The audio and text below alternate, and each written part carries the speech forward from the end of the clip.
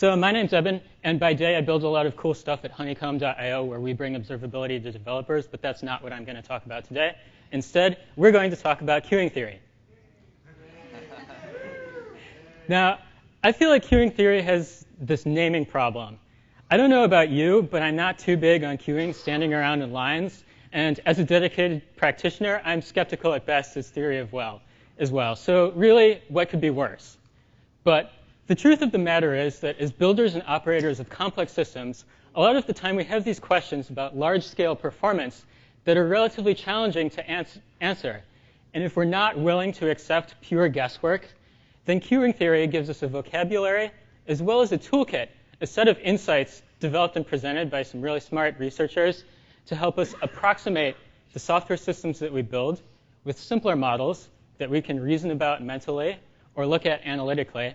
This helps us interpret data that we collect, either by instrumenting production systems or doing artificial benchmarks. And ultimately, this means that armed with a bit of queuing theory, we can better interrogate and better understand the systems that we're trying to build and operate every day. In this talk, I want to make that thesis concrete by talking about how you would build and apply a simple model for a serial system, one that does one thing at a time. And then extend that to talking about modeling parallel systems, how we can reason about load balancing, and use something called the Universal Scalability Law to talk about what happens when you try to scale systems. And finally, I'll summarize some of the things that we see along the way. Before we dive in, an essential caveat. Any model is, by definition, a flawed representation of reality. It's reductive. It's also worthless unless somehow backed by real data. If you just make it up, who's to say if it bears any notion to reality? So this is no substitute for gathering data in production and performing controlled experiments. However, having some sort of model helps you interpret that data. If your service has some sort of performance bottleneck, queuing theory may help you identify that bottleneck before you actually hit it. If you're running benchmarks, queuing theory may help you decide whether those benchmarks are a plausible approximation of your true workload. And if you're planning changes, queuing theory can help you decide what their effect is likely to be before you actually invest engineering effort in building them. So let's dive in by talking about modeling serial systems. To motivate this, I want to talk about one of the services that we operate at Honeycomb, our ingestion API. This thing kind of looks like a lot of stateless user-facing surfaces that you probably have. It receives data from customers, kind of a lot of data. It's highly concurrent. It runs across many servers. It's more or less CPU bound. And it's supposed to be low latency, which for us means target latencies in the sub-millisecond to single-digit millisecond tops range. We run this on AWS. So in principle, we could allocate more or less infinite resources to it. Unfortunately, that would also cost more or less infinite money. So here's our question. Given some performance target, how do we decide how to allocate appropriate compute resources to the service? Well, we could guess, but that would make for a short talk. We could do production scale load testing, either generate an enormous amount of traffic against our production service or create a full-scale clone of our production service and generate enormous amounts of traffic against that. This is obviously a pretty good idea, like a worthy undertaking, but also kind of time-consuming for a resource-constrained engineering team to actually do. So instead, I want to explore an alternate approach. We'll do some pretty small experiments, the sort of thing you can do in a test environment, and then use a performance model, a queuing model, to try and extrapolate that to resource requirement prediction. So here's the experiment. We know we have n servers, n times k CPU cores at our disposal. What can we do with just one core? So we'll simulate requests arriving uniformly at random, a bunch of independent clients.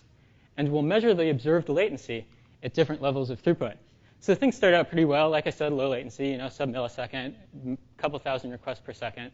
Things are looking good. And then at a certain point, things start to look, not so good. So our question is, can we find a model that predicts this behavior and ideally identifies this knee where things start really going south before we hit it? Here's the idea. It'll be basically the simplest model you can imagine. We have one server that does one thing at once. Tasks show up. If the server is busy, they have to wait in a queue. Eventually, the server gets to them. It does some work and returns a result to the client. Intuitively, it's pretty plausible that the busier the server is, in general, the longer tasks will have to wait before they can be serviced. And our question, the thing we want to figure out is, well, as a function of throughput, just how much longer? The other key thing we want to do before diving in is identify the simplifying assumptions that we're making. So we've taken a reasonably mature complex system and radically simplified it to this abstract queuing model. We've forgotten about the Linux kernel, the networking stack, socket buffers, the Go runtime scheduling, all of that. So we'll see later whether those are plausible simplifications. In particular, here are two things we're assuming. The tasks arrive independently and randomly at some average rate lambda. For example, lambda equals, say, 3,000 requests per second. And we'll also assume that the server takes a constant time s, say 200 microseconds, to actually work on each task, do the real work, and that the server can only process one task at a time. Later, we'll revisit these assumptions and see just how they factor into the results that we get. Step 3, you all have stats PhDs, right? Just kidding. There will be a little math, but it will be eminently reasonable. The idea is, well, the state of this system kind of changes over time. Work arrives, it gets completed, it leaves, more work arrives. So let's draw ourselves a picture of what's happening in this system over time. With really granular instrumentation of your code, you could even draw this picture from real data. So what we want to talk about is, at any given point in time, how much outstanding, unfinished work is there at the server? So a task shows up, the outstanding work goes up by the payload of the task by s. Then the server works on the task, it goes down, the server is idle again. And if the throughput is low, then the server is mostly idle, and tasks generally don't have to queue. A task arrives, the server takes care of it, the server is idle, another task shows up, the server takes care of it, the server is idle, not too bad. But as throughput increases, it becomes more likely that tasks have to wait. In this picture, we'll denote the time where tasks are being served by orange and the time where tasks are waiting by blue. So this task shows up, but the server's already busy. So it has to wait. There's some waiting time. The server's free again. And then the server works on the task until it's idle again. Make sense? So we have this picture. Can we use it to find what we wanted, which was the average wait time in the system over some large time interval, some steady state? Well, how can we identify average wait as something in this graph? There are two ways. The first, well, the blue parallelogram represents a waiting time for some given task. So the average width of a blue parallelogram is the average waiting time. On the other hand, the average waiting time is also the average height of the graph. Remember, the tasks arrive independently at random. So if we're a task and we show up at some random point in time, the instantaneous outstanding work represents how long we'd have to wait before we'd actually get our turn. So the key idea is that by using the area under the graph, we can relate these two quantities, which will give us an equation that we can solve for the wait time. So over some long time interval t, the area under the graph is the width times the average height. We said that the average height is the average wait time, which we're going to call w. So over some time span t, the area is t times w. Hold on to that. On the other hand, over this time span, n tasks are completed. For each task, there's one triangle representing when the task was served, and one parallelogram representing when the task had to wait. If the task didn't have to wait, that parallelogram might have width 0. If this is giving you bad high school geometry flashbacks, don't worry. There will be some cool insight at the end of this little exercise. So the area under the graph is the number of tasks times the triangle area plus the average parallelogram area. And because we've assumed that service time s is constant, the sides of each triangle have length s, so their area is s squared over 2. The height of each parallelogram is also s, and the width on average is the wait time w. Now, we also know that the number of tasks over this time interval is equal to the arrival rate times the time span. If the arrival rate is very high, there will be many tasks. If the arrival rate is very low, there won't be very many tasks. We were calling the arrival rate lambda and the time t, so this gives us an equation for the area under the graph. But remember, we already knew that the area was also T times W.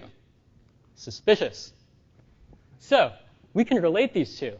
We know that T times W is equal to this gnarly thing.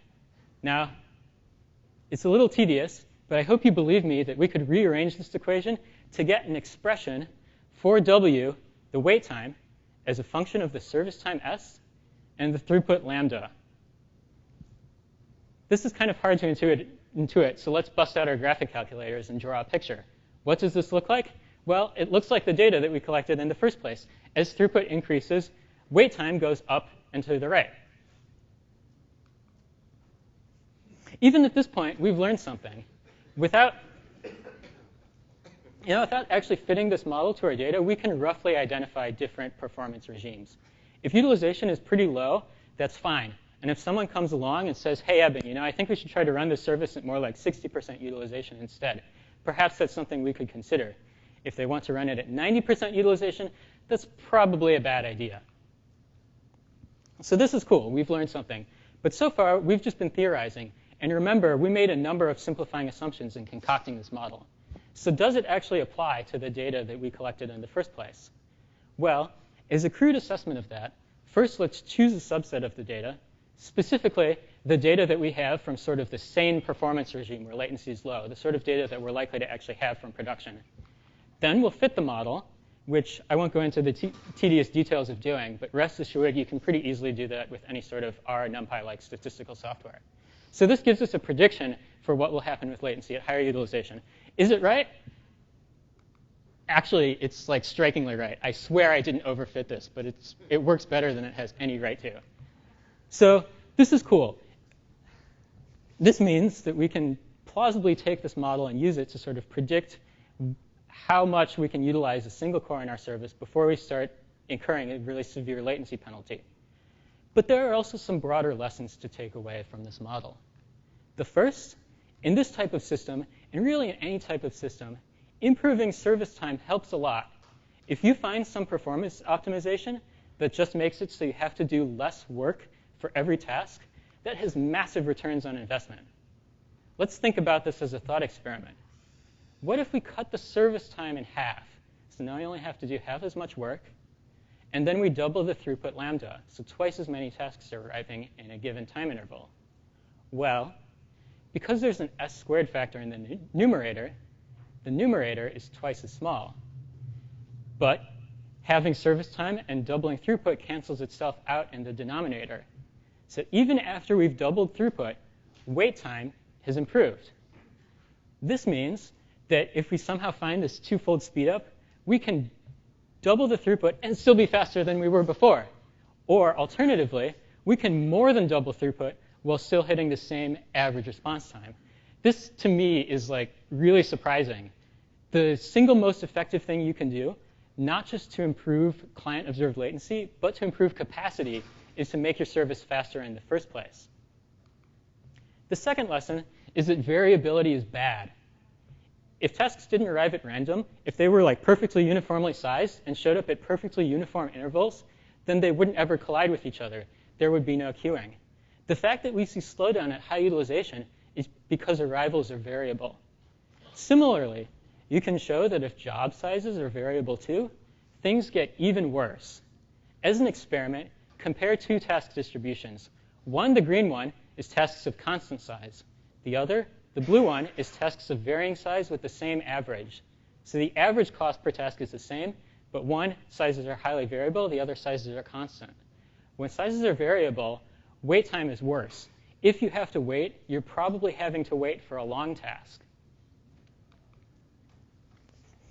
So as system designers, this is a reminder that if we want to minimize latency variability, it behooves us to measure and minimize variability in job sizes and arrivals using techniques like batching, fast preemption, or timeouts. The variance of a batch of tasks is always going to be less than the variance of the single tasks. So if we bundle them all together, we reduce variability. If we really aggressively preempt tasks that are taking too long, we make it less likely that other tasks will have to wait for them. Similarly, if we use client backpressure or concurrency control to limit the number of concurrent actors, we make it less likely that different arrivals will have to wait for each other. So this is cool, but wait a minute. So far, we've just been talking about this simple model of a serial system. And we don't actually have one server. We have lots and lots of them. So what can we say about the performance of a fleet of servers working in concert? That's the second section of this talk, parallel systems. So if we know that one server can handle t requests per second with some latency target, do we need exactly n servers to handle n times t requests per second? Well, it depends. Specifically, it depends on how we assign those incoming tasks. We could assign them to the least busy server, randomly, round robin, or some other way. For example, we could assign them to the most busy server, but that's probably a bad idea. But obviously, it depends, right? So let's think about this with a little simulation. We have n servers working in parallel and a stream of incoming tasks. We take a task, we assign it to a server at random, and we measure the cumulative latency distribution. Sometimes, multiple tasks land on the same server, and so there's slowdown. Let's compare this to optimal assignment, where we always choose the least busy server. Unsurprisingly, optimal assignment works better. Servers are very evenly utilized if we can always choose the best one. And so even at high utilization, latency is essentially a constant. It's very unlikely that tasks have to wait, even though the throughput of both systems is the same. We can sort of motivate this with a probability argument. If you have one server at utilization rho, say one server that is busy 60% of the time, and a new task shows up, the probability that the new task has to queue is going to be, well, 60%. On the other hand, if you have n servers at utilization rho, the probability that a new task has to queue is the probability that all servers are simultaneously busy, which is going to be less than rho. So if we have lots of servers, each server can have a higher utilization, and the probability of queuing is the same. To serve n times more traffic, we actually need fewer than n times more servers. The more people use our service, the cheaper it is to run. Unicorn status is essentially guaranteed, right? Well, no. Here we've made one assumption that is not warranted. We think that we can optimally assign tasks to servers. But optimal assignment is really a coordination problem in disguise. First, you have to find the best server, and then you have to send the task to it. And in a real physical system, coordination is not going to be free. You can't just magically pick the idle server, especially if you don't know job sizes in advance. Instead, you have some sort of coordinator, which could be like a centralized queue or could be a load balancer. When a new task comes in, if we want to do this optimal assignment thing, well, first the coordinator has to interrogate all the servers for their current load. Then it has to pick the best one. If the assignment cost per task was some constant alpha, the time it actually took to send the task from the load balancer to a backend, then the time it will take to process n tasks in parallel is alpha n plus s. We spend some time assigning and some time actually doing the work in parallel. So the throughput is n divided by that number. As n goes up, that looks like this. The more n increases, the more time we spend just assigning tasks, the less time we spend actually doing the work. The more we add, the fewer returns we get on throughput. Even worse, if the assignment cost per task actually depends on n, for example, because we go and ask each of the backends in turn, say the assignment cost is n beta plus alpha, where beta and alpha are some constants that we can measure, then the throughput is n divided by that number. And as shown in the plot, this actually gets worse as n increases.